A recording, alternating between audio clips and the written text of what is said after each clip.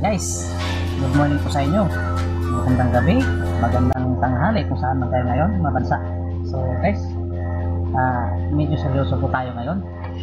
Dahil po yung content po natin gagawin ngayon is paano ba ang tamang pagdam ng Howo truck, Howo dump truck. So yan guys, ituturo ko po sa inyong lahat. So disclaimer lang po guys sa mga driver dyan, mga idol, disclaimer lang po. Alam ko po alam nyo na rin.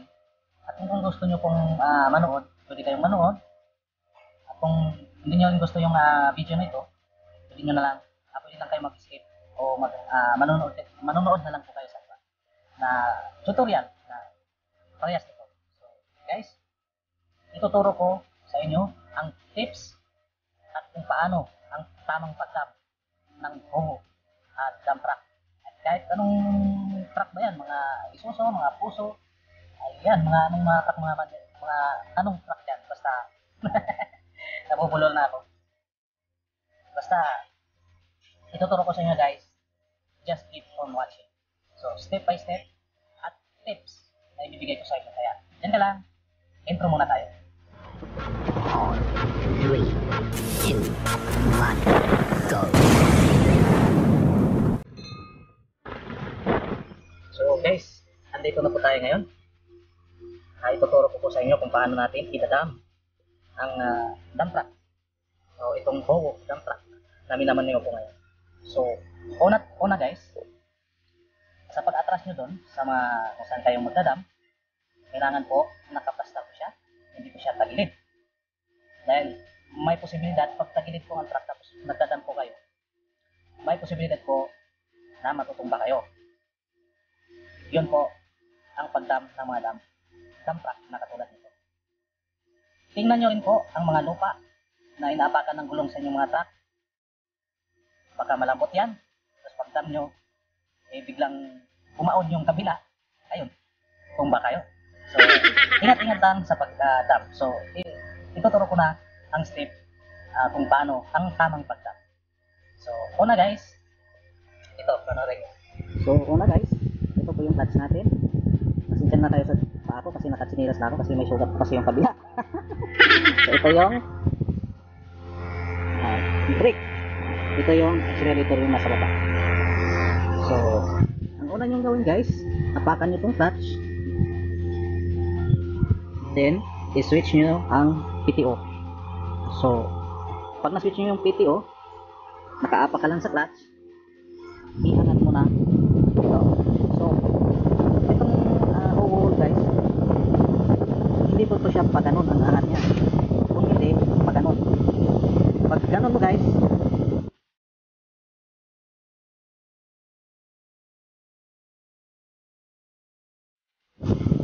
angat yan. So pagbalik,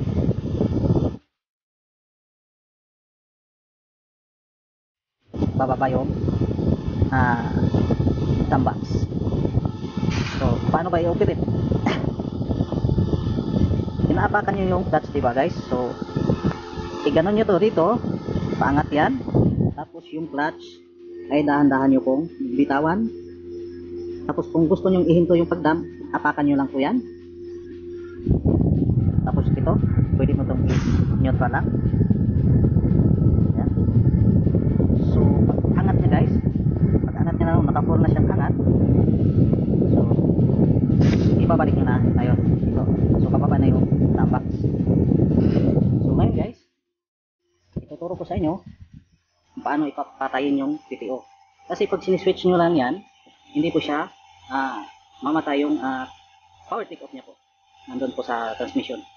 So ang kailangan yung gawin, apakan nyo muna ulit ang clutch. Tapos tsaka i-switch ng pa-off. So mamamatay na po yun. Yun lang po ang pagdam ng Howo dump truck. At kahit anong dump truck yan, yung minamanay ko dati, yung mga 10PE, 10PC, mga Isuzu, mga 12PD, yan. Parehas lang po sila.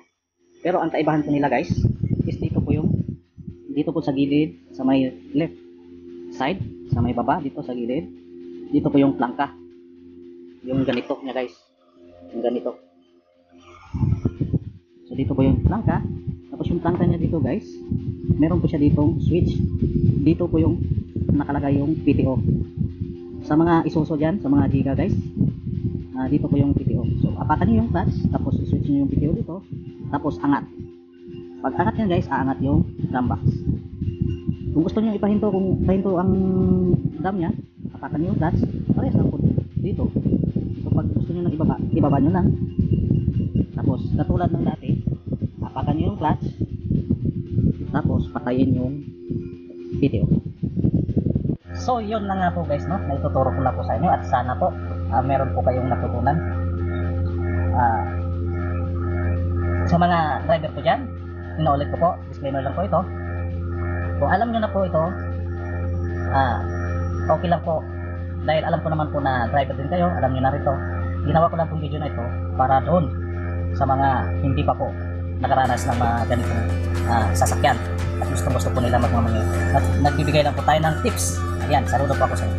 So guys, hanggang dito na lang. DHTV ulit. Bye bye sa inyo natin.